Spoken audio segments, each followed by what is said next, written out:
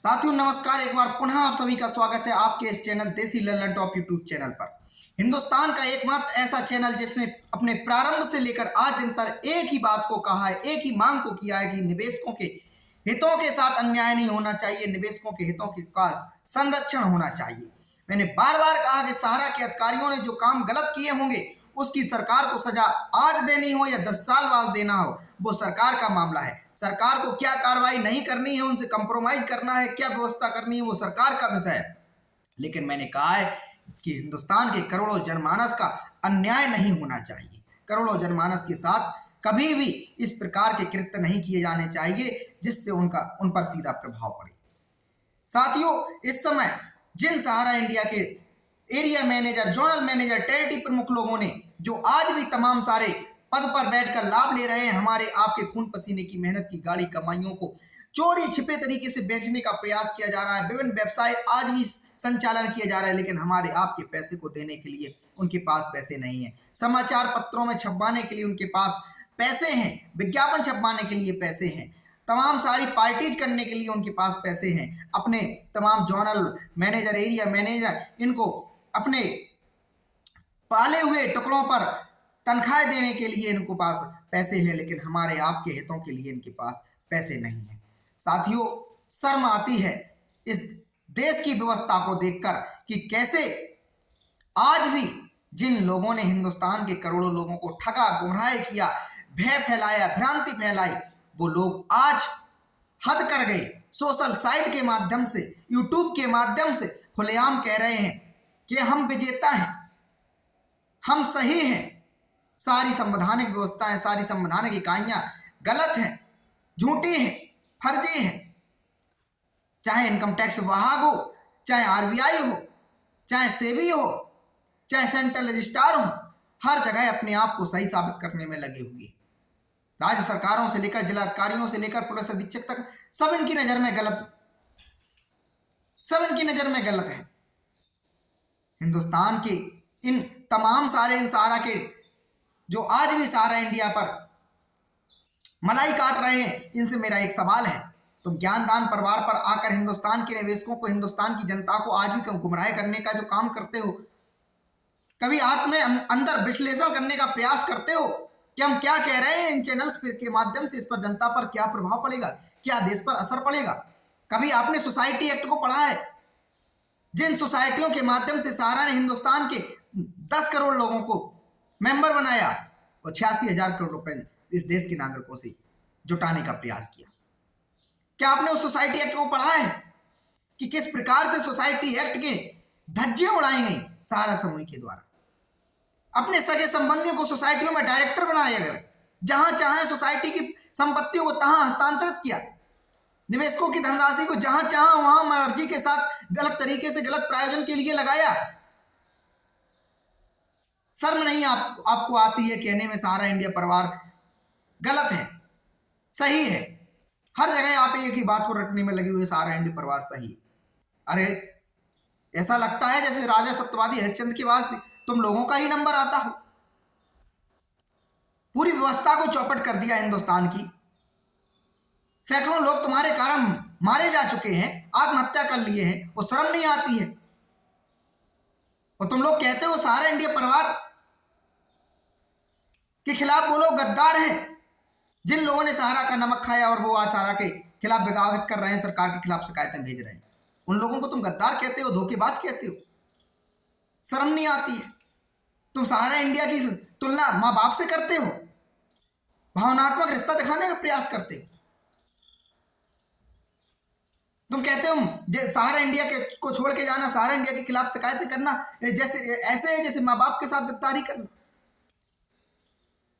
अरे माँ बाप वो होते हैं जो अपने बेटों को, खुद दुख में चले जाएंगे लेकिन अपने बेटों के साथ दुख नहीं दे सकते। तो सहारा ने क्या किया? जिन लोगों को अपने परिवार का अंग बताया, जिन लोगों ने अपने परिवार को सदस्य बताया, उनकी एक बात तुम लोगों ने नहीं मानी, एक चीज तुम लोगों ने नहीं सुनी। उन्होंने कहा अगर सरकार गलत कर रही है उनके खिलाफ धरने किए जाए, उनको समझाने का प्रयास किया जाए, लेकिन अपनी सनक में लगे रहे सहारा श्री, अपने अहंकार में लगे रहे सहारा श्री। शर्म नहीं आती है तुम लोगों को?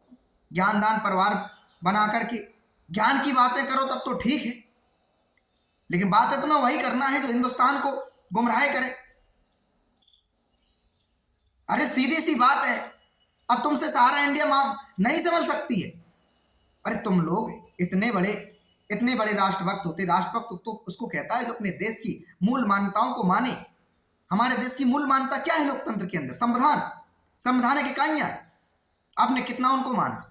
उनके खिलाफ लगातार आप बगावत करने का काम करते हैं। आप कहते हैं हम राजा हरिश्चंद्र हैं, दूध के धुले हुए हैं, हमारी जीत होगी, हम सत्य हैं। तुम्हारी नींव ही झूठ के आधार पर पड़ी हुई है, तुम लोग कैसे सत्य हो सकते हो? सोचने का, कभी अपने अंदर झांकने का प्रयास करिए। अरे अपना पेट पालने के लिए दूसरे के पेट पर लात मारना, इससे बड़ा क्या पाप हो सकता है? धार्मिकता की आप लोग बातें करते हैं, आस्तिक होने का दावा करते हैं आप लोग, लेकिन आपकी आत्मा, अंदर आत्मा मर चुकी है। सीधा सा फंडा था, अगर निवेशकों का से आपको मोहब्बत थी, हिंदुस्तान के उन जिन लोगों को रोजगार मिला था सारा के अंदर, उन लोगों को अगर आपको रोजगार को बचाना था, सारा को बचाना था, सारा समूह को बचाना था, सरकारी कार्रवाइयों का सामना करने से बचना था, सीधा सा फॉर्मूला था, सरकार के पास जाकर कहते हमसे जो गलतियां हुई हैं माफ कीजिए। वो सीधा सा अपना पक्ष रखते कि सारा रियल एस्टेट, सारा हाउसिंग के निवेशक अब सेबी को नहीं ढूंढे मिलेंगे। क्यों नहीं मिलेंगे? बताते हमने क्यूसॉप में उस पैसे को कन्वर्ट किया, फिर बताते क्यूसॉप से हमने उस पैसे को सोसाइटियों में ट्रांसफर किया। क्यों नहीं बताए?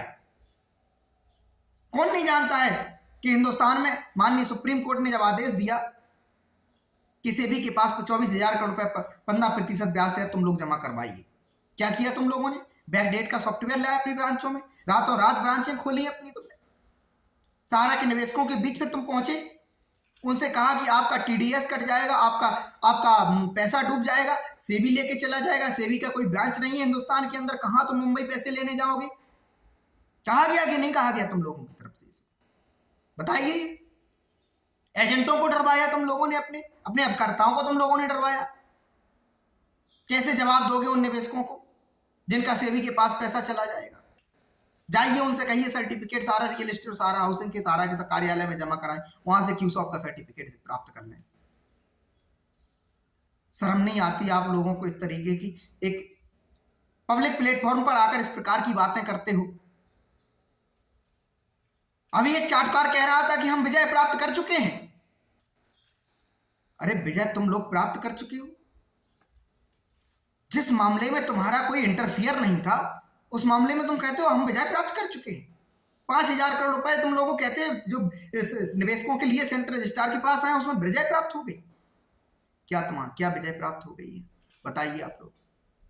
अरे सरकार ने तो इसलिए उसमें अपना आवेदन लगाया PIL में जाकर के कि सरकार की किरकिरी हो रही थी, सरकार के खिलाफ लोग धरने प्रदर्शन कर रहे थे। तुम लोगों ने तो अपना हद पार कर दिया, तुम लोगों ने तो अपना पल्ला झाड़ लिया। तो क्या करे सरकार भी अब उनको आईना दिखा दे? सरकार तो लोगों के लिए ही बनी होती है, जनसमूह के लिए बनी होती है। सरकार की तो ये मजबूरियां हैं। जब जन कल्याण की बात होती है तो सरकार को ये तमाम सारे चीजों को बाद में रखना पड़ता है। क्यों अमित शाह जी ने कहा और अपने तमाम सारे विभागों को बुला करके मीटिंग्स क्यों किया था कि कोई भी दखलंदाजी जाके मत करना सुप्रीम कोर्ट में, कहीं ऐसा ना हो उससे जो पैसा हम हस्तांतरित करा रहे हैं CRC के लिए, निवेशकों के हितों के लिए, उसमें कोई व्यवधान पैदा हो जाए।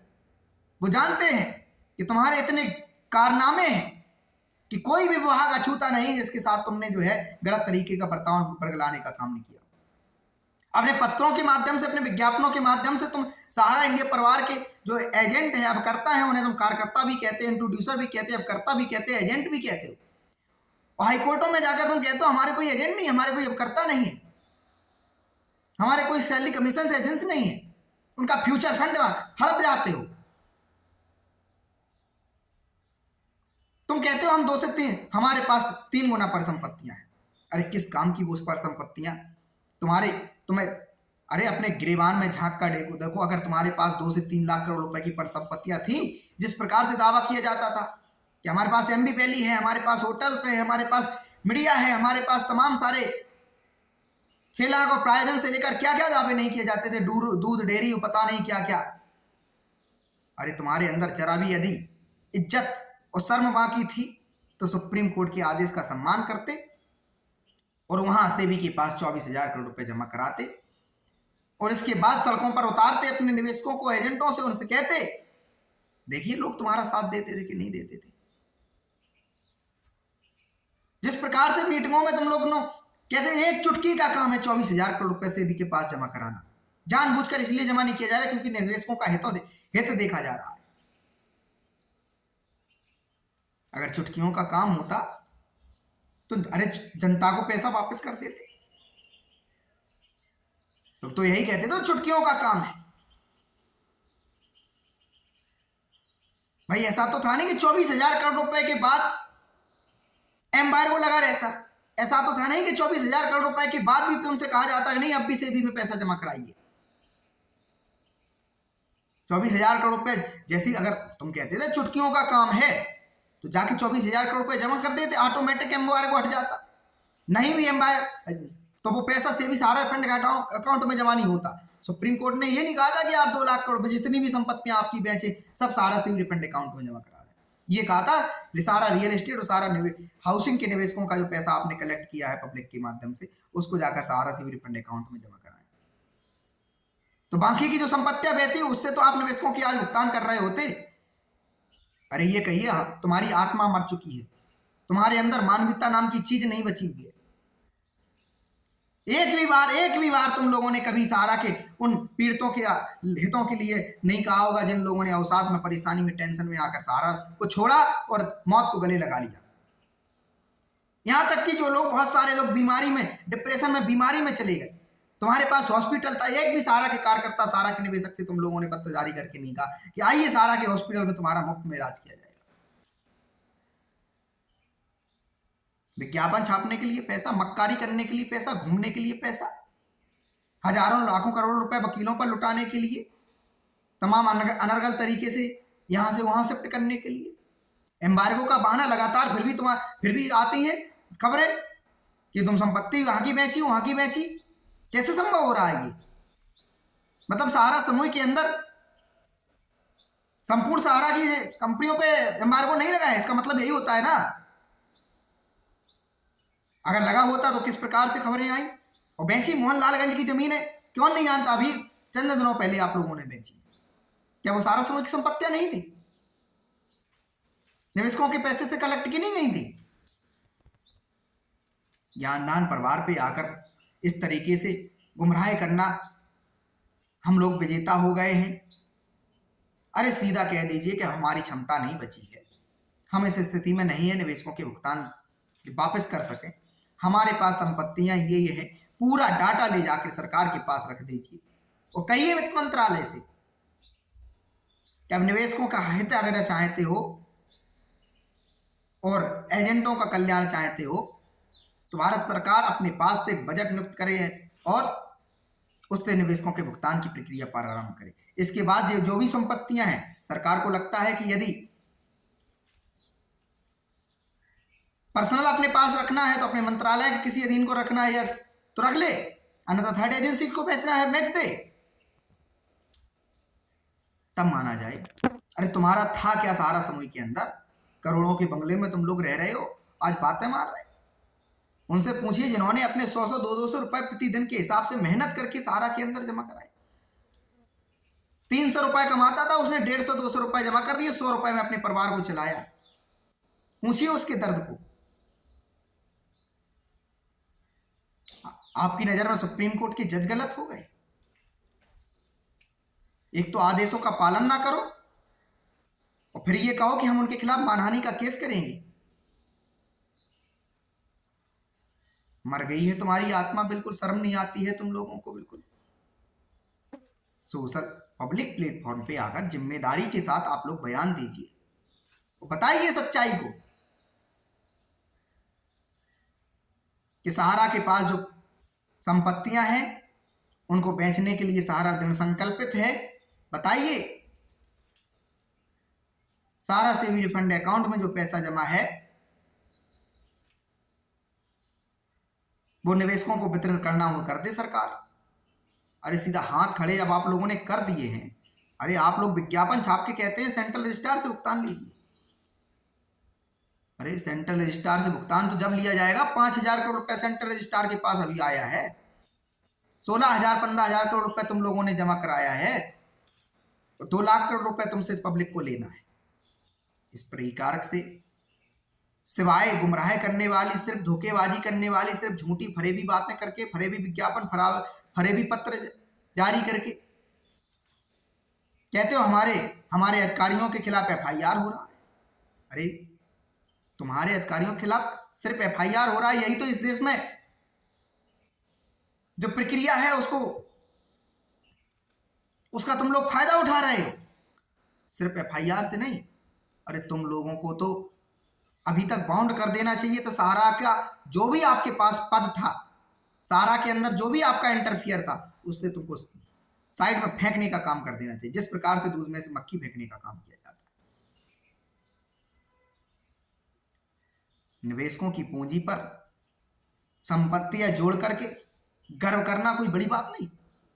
जनमानस को लूट करके, जनमानस को धोखा कर करके एक एक निवेशक की 10-10 मेंबरशिप आईडी। धन्यवाद।